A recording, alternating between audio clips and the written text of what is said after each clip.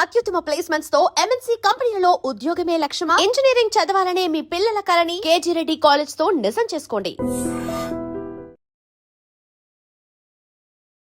Welcome to I dream. నేను ఉదయశ్రీ. విదేశాలకు education purpose వెళ్ళి అక్కడే సెటిల్ అవ్వాలనే స్టూడెంట్స్కి ప్రెజెంట్ బయటి దేశాలలో పరిస్థితి ఏ విధంగా ఉంది, ఏ కంట్రీలో బాగుంది, ఏ కంట్రీకి వెళ్తే బాగుంటుంది, సజెషన్స్ ఇవ్వడానికి మనతో ఉన్నారు ఇమిగ్రేషన్ లాయర్ సంతోష్ కుమార్ సలాది. మాట్లాడదాం. నమస్తే అండి, వెల్కమ్ టు అవర్ స్టూడియో. ఎక్కువగా మన ఇండియన్స్ వెళ్ళేది యుఎస్, ఆ తర్వాత యూకే, ఆ తర్వాత చాలా కంట్రీస్కి వెళ్తూ ఉంటారు. కానీ ప్రెసెంట్ ఏ కంట్రీ గురించి మనం మాట్లాడుకున్నా యుఎస్ అయితే అక్కడ మన ఇండియన్స్ జాబ్స్ పోతూ ఉన్నాయి. మనకు అసలు యూనివర్సిటీలో కూడా రాని పరిస్థితి, చాలా చాలా ఇష్యూస్ ఉన్నాయి. సో ఇప్పుడున్న సిచ్యువేషన్, మళ్ళీ రష్యా, యుక్రెయిన్, ఇన్ని కంట్రీస్ లో ఇన్ని ప్రాబ్లమ్స్ ఉన్నాయి. అయినప్పటికీ స్టూడెంట్స్ కొంతమంది బయటికి వెళ్ళి చదువుకోవడానికే ఇంట్రెస్ట్ చూపిస్తూ ఉన్నారు. సో మీరు ఇప్పుడు ప్రెసెంట్ సిచ్యువేషన్ లో బయటికి వెళ్ళి చదువుకోవాలనే స్టూడెంట్స్ కి మీరు ఇచ్చే సజెషన్స్ ఏంటి? ట్రూ, మీరు అడిగారు కదా, that wear the answer is like geo political thing is connected to everything. So ఇప్పుడు ట్రంప్ టారిఫ్స్ వచ్చినాయని చెప్పి అందరూ ఎడ్యుకేషన్ గురించి అడుగుతున్నారు, but tariffs have nothing to do with education. యాక్చువల్గా టారిఫ్స్ గాట్ ఎక్స్పోర్ట్స్ వీటి మీద ఎఫెక్ట్, కానీ బిఫోర్ టారిఫ్స్ మార్కెట్ డౌన్ ఓవరాల్గా యూఎస్లో. Apart from that Indians problem ఇది, అమెరికా చేసిన ప్రాబ్లం కంటే కూడా ఇండియన్స్ సెల్ఫ్గా చేసుకున్న ప్రాబ్లం ఎక్కువ. జనరల్ ఏంటంటే మాస్టర్స్ మన వాళ్ళు ఎందుకు వెళ్తారు? చదువుకోవడం, ఎంఎస్ చేయడానికి, ఆ పేరు కానీ on the name it's for education, but most of them want to go there to part time చేసుకుంటారు, సెటిల్ అవుతారు. వాళ్ళకి end of the day citizen ఎవరికి వెళ్ళలేదు అంటే ఇట్స్ ఎ డాలర్ డ్రీమ్. ఇక్కడే కదా చాలా కంట్రీస్ లో ఉంది, పర్టికులర్లీ ఇండియాలో తెలుగు స్టేట్, సౌత్ ఇండియాలో చాలా ఎక్కువ ఉంది. మోస్ట్ 25% F1 వీసాలు ఓన్లీ తెలుగు స్టేట్ ని పడుతుంది ఇండియా మొత్తం. సో మన వాళ్ళు కొంచెం క్రేజ్ ఎక్కువ ఉంది కదా. అపార్ట్ ఫ్రమ్ దట్ ఇంకా యూకే, యూరోప్ రకరకాల ఆప్షన్స్ ఉన్నాయి కదా, they are going on. US లో ప్రాబ్లం ఏంటంటే మాస్టర్స్కి వెళ్తారు కదా, వెళ్ళాక వీళ్ళకి స్పెషల్ అడ్వాంటేజ్ ఏంటంటే ఎక్స్పోజర్ అని కామన్. వీళ్ళు పర్టికులర్గా వెళ్ళే రీజన్ ఏంటంటే క్యాప్ కోటా. H1B మీకు ఐడియా ఉన్న వీసానే కదా. యూఎస్కి ఎవరన్నా స్టూడెంట్ కానీ ఎనీ ఫారినర్ వెళ్ళినప్పుడు ఒక ఫారెన్ స్కిల్డ్ వర్కర్ అక్కడ పనిచేయడానికి H1B అనేది ఒక వీసా నేమ్, అది జస్ట్ ఇట్స్ నేమ్. అలాగే స్టూడెంట్ వీసా F1 కి వెళ్ళే పిల్లలకి ఏంటంటే 45,000 H1 కోటా పెట్టారు, దాన్ని క్యాప్ కోటా అంటారు, జస్ట్ లైక్ రిజర్వేషన్. ఎవరైతే మాస్టర్స్ ఇంత ఖర్చు పెట్టి ఇండియా వస్తున్నారు కదా, ఇండియన్స్ కానీ అబ్రాడ్ ఎవరు వచ్చినా, అమెరికన్స్ ఏం చేసి అట్రాక్ట్ చేయడానికి ఇది 1980s నుంచి ఉన్న పాలసీ. ఆ 45,000 క్యాప్ కోటా అనేది ఇప్పటికీ అదే ఉంది. ఆ రోజున ఎంతమంది వెళ్ళేవారండి? మీకు తెలిసిన వాళ్ళు కూడా ఎంతమంది వెళ్తారు? చాలా తక్కువ కదా. ఇప్పుడు గల్లీకి ఇద్దరు వెళ్తున్నారు. సో ట్రూ తెలుగు స్టేట్ నుంచే 1,00,000 మంది వెళ్తున్నారు. ఈవెన్ లాస్ట్ 24-23 అకాడమిక్ ఇయర్ చూసుకున్నా మీకు 80,000 వీసాస్ తెలుగు స్టేట్ నుంచి పడినాయి. సో ఇండియాలో తెలుగు స్టేట్స్ కాకుండా గుజరాత్లో హెవీ మార్కెట్ ఉంది, తమిళనాడు ఉంది, చాలా స్టేట్ నుంచి ఉన్నాయి, ఈవెన్ మహారాష్ట్ర. వీళ్ళందరూ కలిపి ఒక 1,20,000 ఇండియన్సే వస్తే ఈ క్యాప్ కోట 45,000 అలాగే ఉంటుంది. ఇది మారదు, ఇది ఫిక్స్డ్ నెంబర్, కానీ జనం పెరిగిపోతున్నారు కదా. సో ఈ ఇయర్ ఈ 1,20,000 మాస్టర్స్ చేసిన వాళ్ళు ఒక 45,000 మంది వీసా కొట్టారు, ఫైన్. నెక్స్ట్ ఇయర్ వీళ్ళు ఉండేవారు, ఎందుకంటే యూఎస్ లో వీసాకి వెళ్తారు కదా మాస్టర్స్ కి, 5 years వీసా వస్తుంది మీకు. F1 ఎవరు అప్లై చేసిన 5 years వీసాలో 2 years masters, 3 years post masters. ఈ 3 years వాళ్ళు అక్కడ అమెరికాలో ఉండి లీగల్ గా ఏమన్నా చేసుకునే రైట్ వస్తుంది కాబట్టి వీళ్ళని డబ్బులు ఖర్చు పెట్టి వెళ్తున్నారు. ఇక్కడ point number 1. So 2 years masters అయిపోయాక ఈ 3 years OPT అంటాం. ఈ 3 years ఉండే optional practical training, stem OPT 11 months వస్తుంది first. Again it will be extended to 3 మొత్తం 3 years 22 months ఎక్స్టెండ్ అవుతుంది. సో ఈ స్టెమ్ OPT లో ఉన్న పిల్లలు 45,000 ఇయర్ సెలెక్ట్ అయ్యారు అనుకుందాం క్యాప్ లో. మిగిలిన వాళ్ళు ఏమవుతారు? నెక్స్ట్ ఇయర్ అప్లై చేస్తారు, నెక్స్ట్ ఇయర్ మళ్ళీ ఒక 1,00,000 మంది వస్తున్నారు కదా. So it's becoming a loop. ఆ లూప్ లో తిరుగుతున్నారు అందరూ, మాస్టర్స్ చేస్తున్నారు, OPT వస్తుంది, H1 వేసుకుంటున్నారు, పిక్ అయిన వాడికి అవుతుంది, అవన వాళ్ళు మళ్ళీ నెక్స్ట్ ఇయర్ ఆ 3 years టైం పాస్ చేస్తారు. ఒక ఇయర్ అవ్వాలా, సెకండ్ ఇయర్ అవ్వాలా, 3 years అవ్వాలా, ఏం చేయాలి? బ్యాక్ వచ్చేయాలి ఇండియాకి, అంతే. సో ఇది ఎప్పటి నుంచి ఉన్న రూల్, ఇది కొత్తగా రాలా OPT టీమ్. బట్ ఏంటంటే ఇండియన్స్ తెలుగు వాళ్ళు ఎక్కువైపోయారు పోస్ట్ కోవిడ్, చాలా మంది వెళ్ళిపోవడం, అంటే ఓవరాల్ ఐటీ బూమ్ అయింది కాబట్టి దాట్స్ ఎ బిగ్ డిసడ్వాంటేజ్. అది కాకుండా ఈ 3 years ఓపీటీలు ఏదైతే ఉందో, యాక్చువల్ ఓపీటీ అంటే పేరులో ఉంది కదా, ఆప్షనల్ ప్రాక్టికల్ ట్రైనింగ్. వీళ్ళు ఒక ఇంటర్న్ గా ఎక్కడైనా పని చేసుకోవాలి, కానీ తెలుగు వాళ్ళు కానీ ఇండియన్స్ ఓవరాల్ గా అది చేయరు. వాళ్ళు వెళ్ళి అన్ని రెస్టారెంట్లో, కెఫేల్లో ఎక్కడ పడితే అక్కడ చేస్తారు, దట్స్ ఇల్లీగల్. సో వాళ్ళు ఏం చేస్తారంటే కొత్తగా ఏమి రూల్స్ పెట్టాల, ఉన్న రూల్స్ స్ట్రిక్ట్ గా ఫాలో అవుతున్నారు అంతే. So it's already return rule. Student part time గా ఉన్నప్పుడు 20 years చేసుకోవాలి, అది క్యాంపస్ లో చేయాలి. లేదు నువ్వు ఓపీటీలో ఉన్నావు అంటే నువ్వు ఏ డొమైన్ లో చదువుకున్నావో ఆ కన్సర్న్ కంపెనీ ఇంటర్న్షిప్ సంథింగ్ చేయాలి, అంతేగాని ఇక్కడ ఒకటి చేసి వాళ్ళు వేరే చోట ఫుల్ టైం జాబ్ చేస్తే ఇల్లీగలే కదా. నాకు ఒక డౌట్ అండి, Yeah. స్టూడెంట్స్ అందరు ఇక్కడ లోన్స్ పెట్టి Yeah, true, అంటే లక్షల్లో ఏదో వాళ్ళ దగ్గర డబ్బులు పట్టుకొని వెళ్తారు కదా, మోస్ట్లీ లోన్స్. అక్కడికి వెళ్ళినాక వాళ్ళు ఎడ్యుకేషన్ తక్కువ, పార్ట్ టైం ఎక్కువ చేస్తారు కదా, వాళ్ళు నాలెడ్జ్ ఎక్కడ గెయిన్ చేస్తారు? వాళ్ళకి ఇప్పటి వరకు ఇన్ని ఇయర్స్ నుంచి జాబ్ వచ్చిన వాళ్ళకి జాబ్స్ ఎట్లా వస్తున్నాయి నాలెడ్జ్ లేకుండా? Correct point. ఇక్కడ ఏంటంటే ఇది ఒక పెద్ద ఐ మీన్ చాలా పెద్ద సీక్రెట్ ఇది. ఇప్పుడు నేను చెప్తే చాలా మంది హర్ట్ కూడా అవుతారు. Indians are purely consultancy based. Indians particular Telugu వాళ్ళు యూఎస్ లో మొత్తం ఎడ్యుకేషన్ నుంచి జాబ్ వరకు కన్సల్టెన్సీ రన్ అవుతాయి. దే విల్ కాల్ బ్యూటిఫుల్ గా దాన్ని ఫ్యాన్సీగా స్టాఫింగ్ ఏజెంట్స్ అంటారు. So it's 70-30 80-20 proportionate job. So వీళ్ళు ఏం వచ్చినా రాపోయినా the so call staffing agents or consultancies will take care of them. వాళ్ళు గెస్ట్ హౌస్ రన్ చేస్తూ ఉంటారు. ఎంఎస్ అయిపోయినాక పిల్లలకి ఏంటి, అబ్రాడ్ లో హైయెస్ట్ ఎక్స్పెండిచర్ ఫుడ్ లివింగేగా, ప్రతి నెల ఖర్చు ఆల్మోస్ట్ $2,000 అవుతుంది. అది గెస్ట్ హౌస్ ఫ్రీగా ప్రొవైడ్ చేస్తాయి. వీళ్ళకి వీళ్ళే ట్రైన్ చేస్తారు, వీళ్ళే అన్ని పెడతారు, ఫేక్ గానీ వాట్ ఎవర్ అన్ని. సో పెట్టి వీళ్ళకి ఒక 10 years 8 years ఉన్నోళ్ళలాగా ప్రొజెక్ట్ చేసి మార్కెట్ లో తీసుకెళ్తారు. వాడికి రియల్ టైం అదేం రాదు కదా. ఈవెన్ ఇంటర్వ్యూస్ కూడా ప్రాక్సీలతో చేస్తారు. సో వాళ్ళు అక్కడికి వెళ్ళిపోయి దిల్ మేనేజ్ సమ్హౌ. ఇది ఒకప్పుడు నడిచింది మార్కెట్ బల్క్ లో ఉన్నప్పుడు, అది ఏం చేసి నడిచింది. కానీ మార్కెట్ ఇప్పుడు ప్రిసైజ్ అయింది. ఈవెన్ టెక్ లో కూడా అందరిని ఉంచుకోవట్లేదు, ఫుల్ స్టాక్ లో ఇంపార్టెంట్ వాళ్ళు ఉంటున్నారు. ఈవెన్ ఇండియాలో కూడా మాస్ లే ఆఫ్ చూస్తున్నాం కదా మనం. సో అది కొంచెం ఎక్కువ ఉంది అంతే తప్ప tariffs have nothing to do with education. But tariffs వల్ల ఏంటంటే ఇన్ఫ్లేషన్ పెరిగింది. మీరు మళ్ళీ అగైన్ ఫస్ట్ పాయింట్, వీళ్ళకి ఎవ్రీ మంత్ ఎక్స్పెన్స్ అవుతాయి. పార్ట్ టైం దేనికి చేస్తున్నారు మీరు? ఏంటంటే లోన్ సర్వైవ్ అవ్వడానికి ఇక్కడ లోన్ కట్టడానికి. ఎగ్జాక్ట్లీ, లోన్స్ ఉన్నాయి కదా. ఈ లోన్ అమౌంట్ కష్టపడి వస్తున్నారండి అంతే. వీళ్ళు 2-3 years ఉంటున్నారు, మాస్టర్స్ కట్టుకుంటున్నారు. ఈ 2 years పార్ట్ టైం చేసినప్పుడు తినడానికి సరిపోతున్నాయి, పెద్ద మిగలట్లా.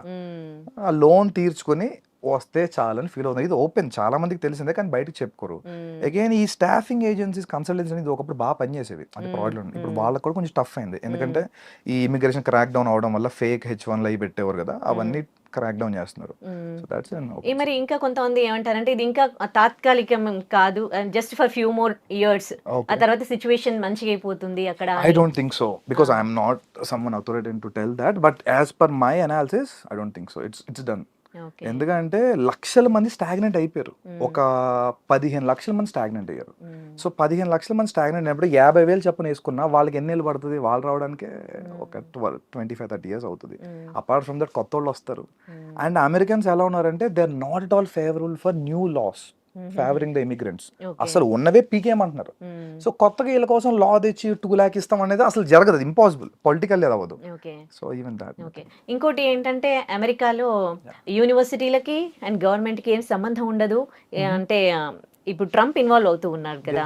ఇప్పుడు యూనివర్సిటీస్ అంటే బయట దేశాలలో స్టూడెంట్స్ ని ఇప్పుడు యూనివర్సిటీ చూస్తున్నాం కదా, మరి గవర్నమెంట్ కి ప్రాబ్లం సంబంధం ఏం లేదు కదా. అమెరికా అనేది ఒక క్యాపిటలిస్టిక్ ఎకానమీ, అక్కడ డబ్బుతోనే ప్రతిదీ నడుస్తుంది. Because they go for that, they have official lobbying to. అందుకనే ఇండియాలో లాబింగ్ ఇల్లీగల్ కదా, but US lobbying legal. So American universities Indian గానీ ఏషియన్స్ రాకపోతే ఇప్పుడు అడుక్కు తింటున్నాయి ఓపెన్ గా. చాలా యూనివర్సిటీస్ కి ఫ్యాకల్టీస్ పే చేసే పొజిషన్ లేదు, రీసెర్చ్ ఫెసిలిటీ డబ్బులు కట్టే పరిస్థితి లేదు. సో యూనివర్సిటీ దృష్టిలో ఏంటి, my balance sheet should be good always. నాకు డబ్బులు కావాలి, సో నేను బ్యాలెన్స్ షీట్ రన్ చేసుకోవాలి, అంతే కదా ఎనీ ఆర్గనైజేషన్ డూస్. గవర్నమెంట్ ఏమన్నది, మాకు political, government runs on political favours. Politically వాళ్ళు ఇంపల్స్ గా ఉన్నారు, ఇమిగ్రెంట్స్ మాకు వద్దనేదే ట్రంప్ నినాదం కదా. సో అదే కోర్టులో పెండింగ్ లో ఉన్నాయి కదా ఇప్పుడు. యా, అంటే యూనివర్సిటీ రోల్ చాలా చిన్నదండి. యూనివర్సిటీ F1 వీసా ఇవ్వడానికి మీకు I-20 ఇస్తుంది. వీసా ఎవరు ఇవ్వాలి? ఎంబసీ ఇవ్వాలి కదా. Embassy policy dictate second president. ఈ ఇంటేక్ అసలు ఆల్మోస్ట్ పిల్లలే తక్కువ మంది అప్లై చేశారు. ఈవెన్ తక్కువ మంది అప్లై చేసిన వాళ్ళు కూడా 1-2 క్వశ్చన్ రిజెక్ట్ చేశారు.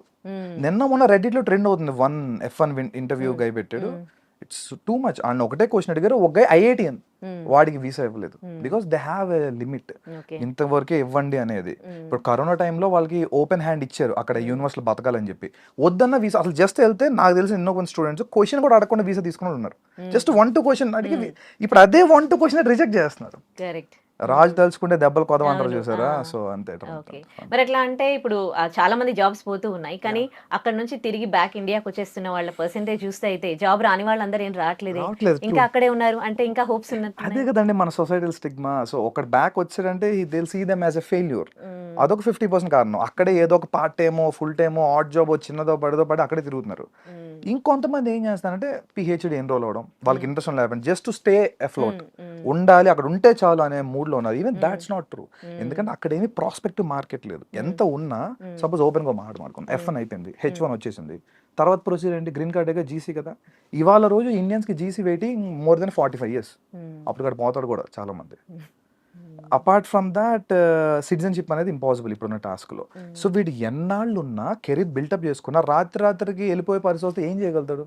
వాడు బిల్డప్ చేసుకుంది నెట్వర్క్ అంతా అక్కడ వదిలేరు కదా. అట్లీస్ట్ వాళ్ళు వదిలేసి కొంతమంది ఒక 4-5 years ఎక్స్పోజర్ రియల్ టైం నేర్చుకున్నాక ఇండియా వస్తే ఆపర్చునిటీస్ ఉన్నాయి. స్టిల్ పీపుల్ మే సే అది అని, బట్ స్టిల్ బెటర్. ఓకే, అక్కడ యుఎస్ లో కన్సల్టెన్సీస్ వర్క్ చెప్తారా? అసలు ఈ కన్సల్టెన్సీస్ ఎట్లా వర్క్ చేస్తాయి?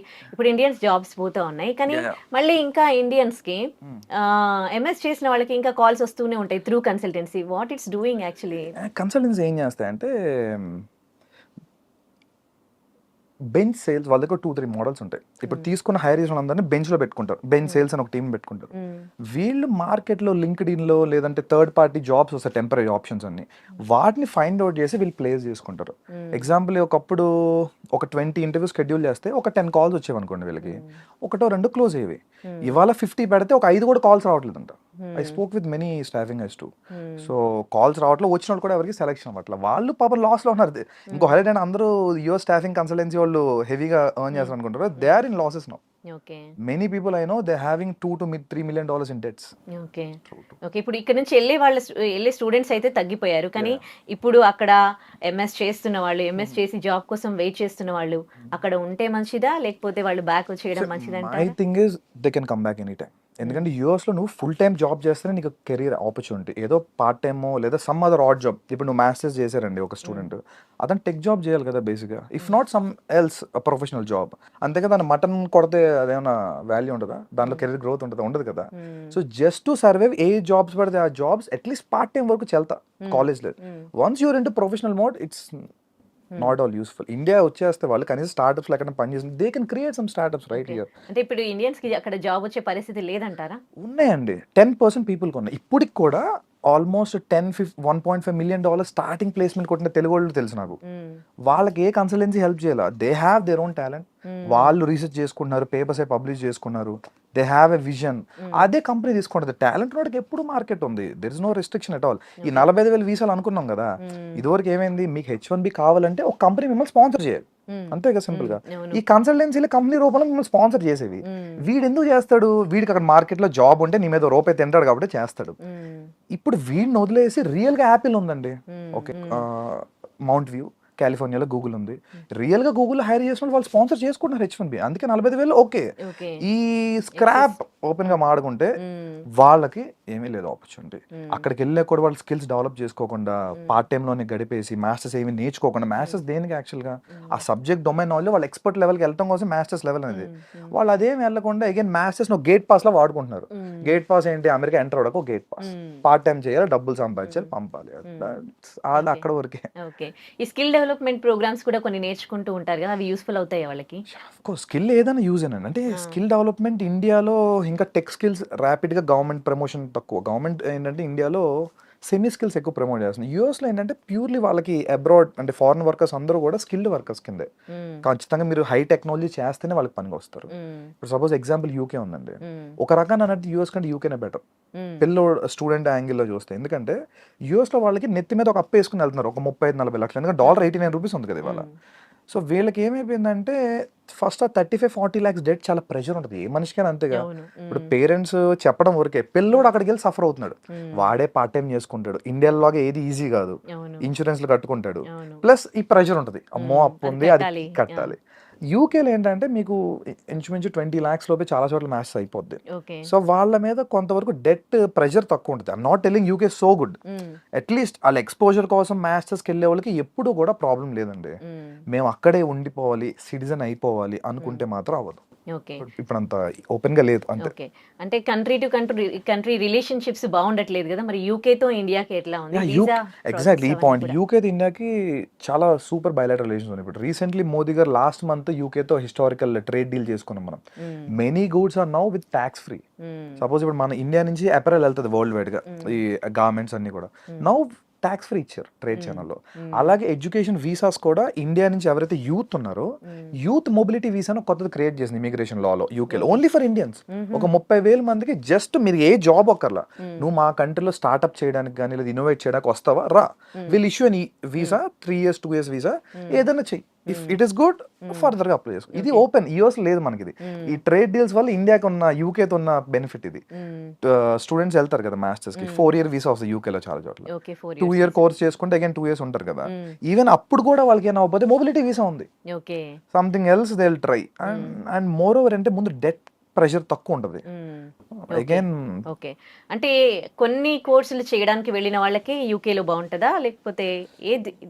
మేనేజ్మెంట్ యూకేలో బాగుంటుంది, particularly IT is fine, life sciences కూడా okay. And law management top మీకు యూకేలో, లా అండ్ మేనేజ్మెంట్. తెలుగు వాళ్ళు పట్ల ఇంజనీరింగ్ వెళ్తారు కాబట్టి ఓకే, మాస్టర్స్ కూడా ఇంజనీరింగ్ ఐటీ అటు సైడ్ కూడా కొంత చూడొచ్చు. అక్కడే సెటిల్ అవ్వాలనుకుంటే యూకేలో, యూకేలో సెటిల్ అవ్వాలంటే ఫైన్. వాళ్ళు ఒక ట్రాన్స్పరెంట్ సిస్టమ్ తీసుకొచ్చారు. బేసిక్గా మీరు చూసుంటారు మొదట కెనడాకి హెవీగా బూమ్ అయింది ఒక 2-3 years బ్యాక్ వరకు. కెనడా బాగా వెళ్ళారు ఎందుకంటే కెనడాకి అప్పుడు పాయింటర్ సిస్టమ్ ఉంది. మీరు పిఆర్ రావాలనుకోండి, ఇప్పుడు యూఎస్ లో ఏంటి ఒక ఆర్బిటరీ సిస్టమ్ ఉంది. మీరు గ్రీన్ కార్డ్ ఫైల్ చేశారు, వాడు వెయిటింగ్ లిస్ట్ పెడతాడు, అంతేగాని మీకు మధ్యలో రీజనింగ్ చెప్పరు నాకు ఎందుకు వస్తుంది ఎందుకు రావట్లేదు అని. కెనడాలో ఏంటంటే పాయింటర్ సిస్టమ్ ఉంటుంది, సిఆర్ఎస్ స్కోర్ అంటాం, కాంప్రహెన్సివ్ ర్యాంకింగ్ సిస్టమ్. మీ సిఆర్ఎస్ స్కోర్ చేసుకుంటే మీ 10th 12th మీరు కెనడాలో పని చేశారు లేదా కెనడాలో ఎక్స్పీరియన్స్ ఉంది, ఇవన్నీ ఇమిగ్రేషన్ లాయర్స్ చూస్తారు. సో మీకు గనక CRS score 740 above direct PR ఇచ్చింది మౌంటర్ Canada. So that's why people flocked. 640 నుంచి ఇచ్చుకొచ్చింది 740 వరకు ఇచ్చారు. ఇప్పుడు ఏంటంటే కెనడా ఆపేసింది, వాళ్ళకి చూసాం కదా ఖలిస్తాన్ ఇష్యూస్ ఉన్నాయి, ఇమిగ్రేషన్ ఎక్కువైపోయింది. అగైన్ యూకే ఇప్పుడు పాయింటర్ సిస్టమ్ తెచ్చింది. అంటే నువ్వు మాస్టర్స్ మా దగ్గర చేసావు, ఇన్ని పాయింట్లు ఇస్తాం. ఇక్కడ నువ్వు ఒక 1-2 years ఎక్స్పీరియన్స్ ఉంది, ఇన్ని పాయింట్లు ఇస్తాం. ఇండియాలో కూడా నీకు ఎక్స్పీరియన్స్ ఉంది. అట్లా ఈ పాయింటర్ సిస్టమ్ వల్ల ఏంటంటే ప్రతి ఒక్కరికి ఓపెన్ గా ట్రాన్స్పరెంట్ తెలుస్తుంది, ఇన్ని పాయింట్లు నాకు వచ్చినాయి, ఇన్ని పాయింట్ లెవెల్ వస్తే పిఆర్ వస్తుందంట, అందుకే రావట్లేదు సంథింగ్ కదా. అంతేగాని మిగతా చోట యూఎస్ లో కానీ చాలా యూరోపియన్ కంట్రీస్ లో పిఆర్ వేయాలి, ఇమిగ్రేషన్ లాయర్స్ వెళ్తా ఉంటారు, మనలాంటి వాళ్ళు సబ్మిట్ చేస్తారు, వాళ్ళు ఎప్పుడు ఇస్తారో అప్పుడు అంతే. సో మీ ఫైల్. మరి యూకేలో ఇంత మంచి ఆపర్చునిటీస్ ఉన్నప్పుడు ఎందుకు యూఎస్ ని ఫస్ట్ ఆపర్చునిటీగా పెట్టుకుంటారు? మనకి ట్రెడిషనల్లీ హ్యూజ్ మార్కెట్. అంటే మీరు పాపులేషన్ వైజ్ చూడండి, US population around 40 crore, 35 to 40 crore.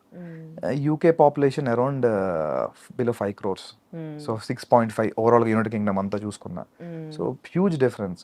And ఈ ఫార్చ్యూన్ 500 కంపెనీస్లో ఏంటంటే ఐటీ, తెలుగు వాళ్ళు లేదా south Indians particularly bulk into IT and IT consulting services. So US huge market, world మొత్తానికి ఐటీ వాళ్ళే కదా. సో అందుకని మన తెలుగు ట్రెడిషన్ ఎక్కువ వెళ్తుండేవారు, అంతేగాని there is nothing else. And ఈ అడ్వాంటేజ్ ఉండేవి మనకి, వేరే ఏ కంట్రీలో కన్సల్టెన్సీస్ లేవు, స్టాఫింగ్ ఏజెన్సీస్ కానీ, మ్యాథ్స్ అయిపోతే వాడు ఓన్ గా చూసుకోవడం లేదంటే సంథింగ్. బట్ యూఎస్ లో ఏంటంటే ఎట్ కంఫర్ట్, నీకు మ్యాథ్స్ అయిపోయిందా రా, నేను ఫ్రీగా ఫుడ్ ఇస్తా, అకామిడేషన్ ఇస్తా, ట్రైన్ చేస్తా, నువ్వు ప్లేస్ అయ్యేదాకా నేనే చూసుకుంటా.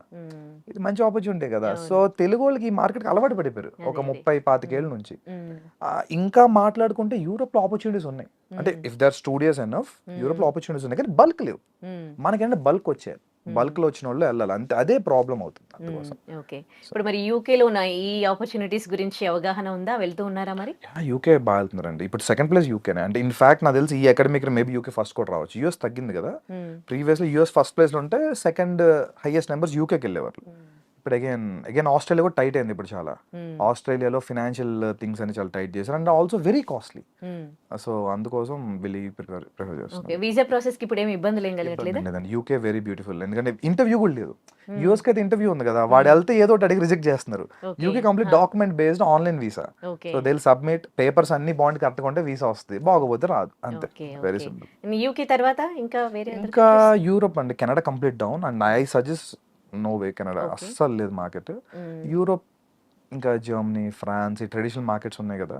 అగైన్ యూరోప్ లో ప్రాబ్లం, మన ఇందా మీరు అడిగిన క్వశ్చన్ ఇంకోటి ఏంటంటే, యూరోప్ ఎందుకు వెళ్ళరు అంటే తక్కువ. యూరోప్ లో జస్ట్ లైక్ ఇండియాలో స్టేట్స్ లాగా ఏ కంట్రీకి వెళ్తే ఆ లోకల్ లాంగ్వేజ్ వస్తుంది. జర్మనీ వెళ్తే జర్మన్ నేర్చుకోవాలి, ఫ్రాన్స్ వెళ్తే ఫ్రెంచ్ నేర్చుకోవాలి, స్వీడన్ లో చాలా స్వీడన్ వెళ్తే మళ్ళీ స్వీడిష్ రావాలి. సో అది మళ్ళీ మన టఫ్ పార్ట్ కదా, ఆ లాంగ్వేజ్ మొత్తం, దాని గురించి కొంత ఇది. But Germany number 3. Germany number 3. జర్మనీలో ఎట్లా ఉందండి? జర్మనీ ఇస్ టూ గుడ్ అండి. జర్మనీ అంటే ఫస్ట్ నుంచి వాళ్ళది quality life, quality education, population కూడా సేమ్ యూకే లెవెల్ పాపులేషన్ వాళ్ళది. జర్మనీలో ఏంటంటే గవర్నమెంట్ స్కూల్స్ అని ఫ్రీ, అసలు డబ్బుల గురించి కాదు, వాళ్ళు Okay. Free, most complete masters free. ఇక్కడ వాళ్ళ కంట్రీ వాళ్ళకా లేకపోతే లేదు, మన వాళ్ళకి కూడా. జర్మనీలో మీకు పబ్లిక్ యూనివర్సిటీస్ ఆఫర్ 90% 100% స్కాలర్షిప్స్. మన మన వాళ్ళు మరి చదువుకుంటారు ఎందుకు జర్మనీకి వెళ్ళారు? కరెక్ట్ క్వశ్చన్ అడిగారు. ఇప్పుడు ఏంటంటే I tell you some secrets kind. UK US లో ఇప్పుడు మీరు బీటెక్ అమీర్పేట్ సైడ్ వెళ్తుంటే బీటెక్ ప్రాజెక్ట్స్ బోర్డులు పెట్టుంటారు, బీటెక్ ట్రిపుల్ ప్రాజెక్ట్స్ అని అవి. సేమ్ యుఎస్ యూకే లో ప్రాజెక్ట్ అసైన్మెంట్లు డబ్బులు పెట్టి కొనుక్కొని సబ్మిట్ చేసేయచ్చు. And they'll get, అవును. and they'll get grades and they'll pass out with convocation and all this and all. జర్మనీలో కుదరదు. జర్మనీలో Okay. పెయిడ్ అసైన్మెంట్స్ కష్టపడి చదువుకోవాలి. ఇంత ప్లాగరిజం ఉన్న కంప్లీట్ ఆ అసైన్మెంట్ ఆ సెమ్మే వేవో ఇది చేస్తారు. Okay. సో నో వే దిల్ ట్రై. అందుకోసం చాలా తక్కువ మంది వెళ్తారు. వెళ్ళిన స్టూడెంట్స్ పీపుల్ కి Germany is beautiful option. Okay. మన వాళ్ళకి ఏంటి ఇవన్నీ వద్దు చాలా మందికి. I'm not telling generalize, but చాలా మందికి ఏంటంటే అలా ఫ్రీ మైండ్ సెట్ లో క్రియేట్ చేశారు. Maybe some consultancies or whatever reason. నువ్వు వెళ్ళిపోరా అలా వెళ్తే అది మనకి చిన్నప్పటి నుంచి ఈ ట్రాప్ ఉండింది కదా. 10th చదువు అయిపోయింది లైఫ్, ఇంటర్ అయిపో బీటెక్ వెళ్తే అన్ని ఈజీగా అయిపోవాలి మనకి, ఎక్కువ ఎగ్జాక్ట్లీ కష్టపడకుండా. ఎగ్జాక్ట్లీ బీటెక్ జాయిన్ అయితే అయిపోయింది, ప్లేస్మెంట్ కొట్టే వరకు nothing goes in that way. Okay. So అది ప్రాబ్లం యాక్చువల్గా. ఓకే. జర్మనీ వీసా ప్రాసెస్ అంతా ఎట్లా ఉంటది? ఏ కోర్స్ చేయాలనుకునే వాళ్ళకి జర్మనీ బాగుంటది? Particularly engineering guys, mechanical, automobile ఇవన్నీ ఉన్నాయి కదా. India is going towards manufacturing. India self reliant అవుతుంది కదా, ఆత్మనిర్భర్ భారత్. అవును. సో సెల్ఫ్ రిలయంట్ అవుతున్నప్పుడు manufacturing is only option. India China కానీ ఏ అకౌంట్ బీట్ చేయాలి, మనం థర్డ్ లార్జెస్ట్ సెకండ్ లార్జెస్ట్ వెళ్దాం అనుకుంటున్నాం. అవును. So manufacturing is only way. Manufacturing రేపు స్టార్ట్ అవుతుంది ఇండియాలో, ఆల్రెడీ పుష్ వచ్చింది గట్టిగా. వీళ్ళకి చాలా మార్కెట్ ఉందండి. చాలా మంది ఈవెన్ నేను ఇయర్ కూడా చూసాను, ఏఎంఎల్ డేటా సైన్స్ కొట్టుకుని డొనేషన్ కట్టి జాయిన్ అయ్యారు చాలా యూనివర్సిటీస్ లో. బట్ ఫ్యూచర్ లో మెకానికల్ ఈసీ వాళ్ళకి బీభత్సమైన మార్కెట్ ఉంది, హెవీగా అందు సైడ్ ప్రొడక్షన్ కూడా ఉంది. సో మెకానికల్ ఆల్రెడీ ఇండియాలో బ్యాచిలర్స్ చేసిన వాళ్ళు ఉంటారు కదా, వాళ్ళు మాస్టర్స్ చాలా ఈజీ అక్కడ ఓకే. మాస్టర్స్ చేసుకుంటారు, వాళ్ళు అక్కడే సెటిల్ అవ్వచ్చు. ఎందుకంటే వరల్డ్ లో ఒక థింగ్ ఏంటంటే జర్మనీలో tier 1 మెట్రో సిటీసే కాదు, tier 2 tier 3 cities develop, and I forgot the name actually. They called a system, it's a policy for them. Okay. Even world war 2 ఇంత వచ్చిన జర్మనీ ఎందుకు బ్రేక్ అవ్వలేదంటే అక్కడ ఎడ్యుకేషన్ ఇండస్ట్రీ కలిసి ఉంటుంది. Industry relevant curriculum completely. ఇండియాలో లాగా కాదు. అంటే ఇండియాలో ఏంటి కరికులం ఒకటి చెప్పేస్తారు, వాడు మళ్ళీ ప్లేస్మెంట్ కోసం ట్రైన్ అయ్యి సంథింగ్ వెళ్తాడు.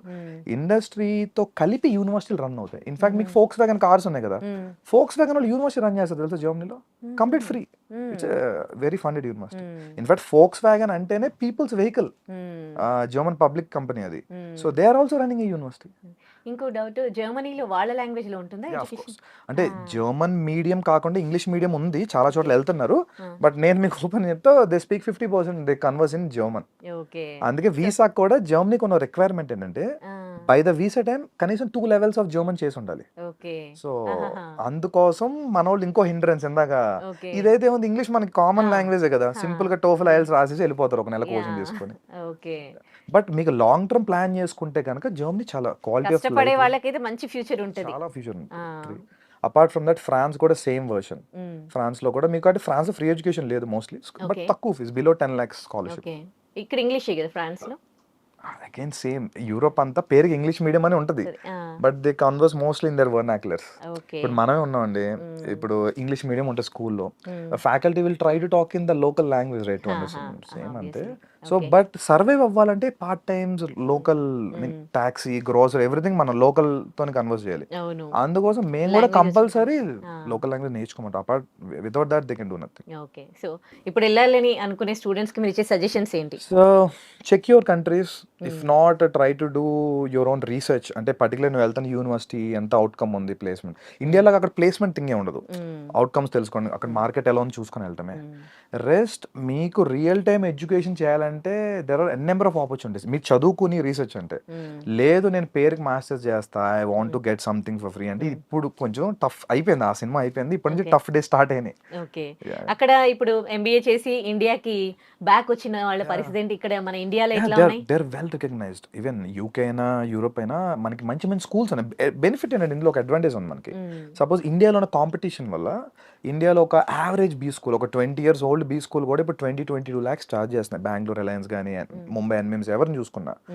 వేరేజ్ అదే కాస్ట్ లో మీరు యూకేలో ఒక 150 years old బీ స్కూల్లో చదవచ్చు. So it's well recognised right, worldwide మీకు ఆపర్చునిటీ ఉంటుంది. They have internship opportunity too. ఇంకోటండి, అక్కడ ఎంఎస్ అని వెళ్ళి పార్ట్ టైం జాబ్లు చేస్తారు తప్ప ఎడ్యుకేషన్ గెయిన్ చేయరు. వాళ్ళకి ఇక్కడికి వచ్చినాక ఏం జాబ్స్ వస్తాయి? ఏం రావు. రావట్లేదు చాలా మంది కూడా, వచ్చిన వాళ్ళు కూడా దే డూయింగ్ సంథింగ్ ఏం లేక మళ్ళీ ఏదో ఒక స్కిల్ నేర్చుకుంటారు, కరెంట్ ట్రెండ్ టెక్నాలజీ అంతే తప్ప ఓకే అసలు ఆ సిస్టమే ఘోరం అయిపోయిందండి. అందుకని ఈ కొలాబ్స్ అంతా కూడా, okay because they not gaining anything new, existing ఉన్న దాంట్లో ఉంటున్నారు, కంపెనీకి అది అక్కర్లా, ఇక్కడ వాళ్ళే పట్టించుకోవట్లేదు కదా. యా సో అదే ప్రాబ్లం అవుతుంది ఇప్పుడు. H1B లో ప్రాబ్లం ఏంటంటే వాడికి స్పాన్సర్ చేస్తున్నారంటే బోల్ ట్యాక్సెస్ కట్టాలి, ఆ థింగ్ అని కంపెనీకి వేస్ట్ కదా, లోకల్ కూడా దొరికేస్తాడు ఆ టాలెంట్ తో, అందుకోసం. Okay so unless and until you're super talented, you're in demand technology, then no problem, rest are all average. Okay అంటే ఇక్కడికి వచ్చినాక ఏమన్నా స్పెషల్ ఉంటాయి కదా కోర్సెస్ లాంటివి నేర్చుకుంటే బెస్ట్ అంటారా? యా ఆల్రెడీ మాస్టర్స్ చేశారు కదా చేశారు, వాళ్ళందరూ. అక్కడ ఏం నాలెడ్జ్ లేదు కదా వాళ్ళకి, yes. అప్పుడు ఇక్కడికి వచ్చినాక ఏదో ఒకటి చేయాలి కదా. ఏదో ఒక ట్రెండింగ్ టెక్నాలజీ నేర్చుకోవడమే ఏందని అన్నట్టు. ఇప్పుడు మార్కెట్ లో ట్రెండింగ్ ఇప్పుడు బిగ్ డేటా హడూప్ నడుస్తుంది అనుకోండి, వాడు అది నేర్చుకుంటాడు వచ్చి ఇక్కడ 2-3 months కోర్స్, ఓకే దాని తెలుగు అంటే. Right, thank you so much for your valuable suggestions to viewers and thank you. And for more videos, Please subscribe to iDream. Please subscribe to iDream. Please subscribe iDream. And please subscribe to iDream. For more videos, subscribe to iDream. please like, share, and subscribe to the channel. Congratulations, iDream. Subscribe to iDream. Subscribe to iDream. So subscribe to iDream Media. iDream ki iDream team andarki huge congratulations. Please subscribe iDream Media. Please subscribe to iDream. Subscribe iDream. Please subscribe to iDream. iDream అంటే నా కళల ఛానల్ను subscribe చేసుకున్నారు, నోరు తిరుగుతలేదు, మీరైతే గంట గుర్తు కొట్టండి. For more such videos, please subscribe to iDream. Subscribe to iDream. Please subscribe to iDream. Please subscribe iDream Media. Please do subscribe to iDream. Please subscribe to iDream Media. For best entertainment and information, please subscribe iDream. And don't forget to subscribe to iDream.